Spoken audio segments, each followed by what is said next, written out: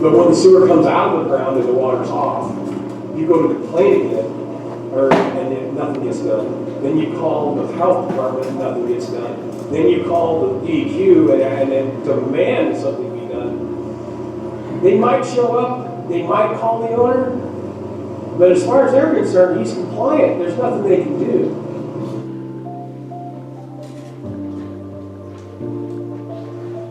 I moved out here, one, because it was the only place that was available that would take me and my animals.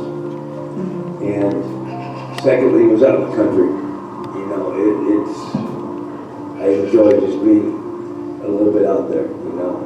I don't mean mentally, I just mean there's not so much crowd. So I came out here with the animals, the family, and it was really relaxing. In 1984, a man named McGar, despite the fact that he was already well known in Oregon and Washington for his poor management of mobile home parks, was allowed to purchase the thriving Syringa mobile home park. In the 1990s, he was sued by a law clinic in Lewis and Clark University over poor management of a park outside of Portland, Oregon. In this case, McGar's poor management ultimately caused raw sewage from the park to leak into the Columbia River. When he was sued, Mr. McGar filed for bankruptcy and sold the park.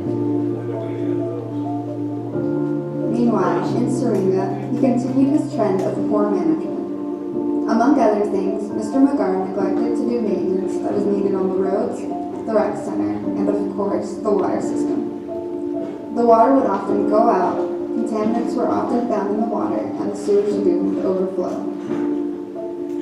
In late 2013, the legal aid clinic at the University of Idaho began to receive phone calls from residents in the park.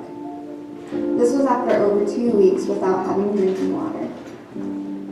This prompted the clinic to file a class action lawsuit over the water on February 26, 2014. Once they filed, the legal aid clinic discovered that Mr. McGar was already being sued by the Idaho Conservation League and the Department of Environmental Quality over his management of the park.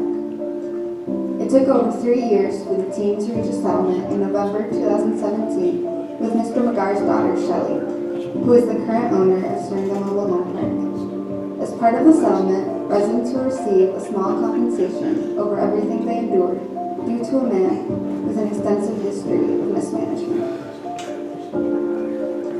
Because Syringa Mobile Home Park resides outside of city limits, jurisdiction of the park put county officials at the forefront of the decisions at the park in legal terms. With that, red tags were implemented. Red tags were initially introduced in 2014 as a way to isolate exposure to the water. Some suppose that the county commissioners also used this as a form to squeeze McGar financially in order to push for leverage and action. Unfortunately, this decision has also had side effects that worsen the financial and upward mobility of homeowners at the park. The red tags have been mistaken as condemnation notices, making it a scavenging hotspot. Bed skirting has been stolen from the trailers to be sold for money, as has the copper wiring in the walls. In addition, many of the trailers have been broken into.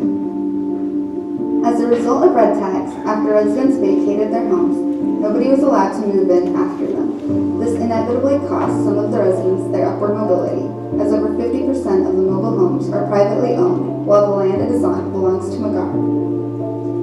Red tags have also caused the home values to decrease by 80% since 2012. The cost to remove a mobile home is estimated at $6,000, not including preparation for the movement and installment of the mobile home in a different park. But you're that group that showed up from the trailer park, and it wasn't a good thing. So at one point in history, you would say, oh wow, my kid gets to go to Syringa and swim in the pool or go hang out with their buddies. And now it's like, I'm not so sure I want you to go out there, you know. The sentiment that many residents share is that living at Syringa comes with a certain stigma. They believe that this stigma has led community members to treat them differently based on their relationship to Syringa.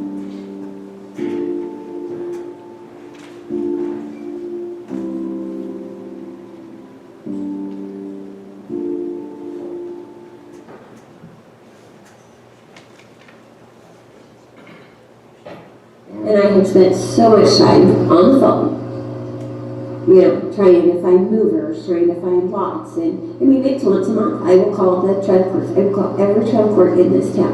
Mm-hmm. Say, hey, you got a double lot? Well, we ain't got any. Or you get, when you call, and you're giving them the specifics, and it's, oh, well, you're one of those people. And that's coming from other parts. Yeah. Yeah. And it's like, oh, okay. No, really, I'm not one of those people. I've heard others complain about that. Yeah. And That, it's that like, the yes, address yeah, comes with a, that's exactly. Instant, like, you know, and it's like, yes, I live out there, but I don't deserve to be broken down into a different category. mm-hmm. You know, and I've definitely noticed with a lot of them, and all you have to do is say Syringa, and the conversation's done. You know, they don't want to listen, they don't want to, it's just, oh, we're friends, so we're done. Mm-hmm. Yeah.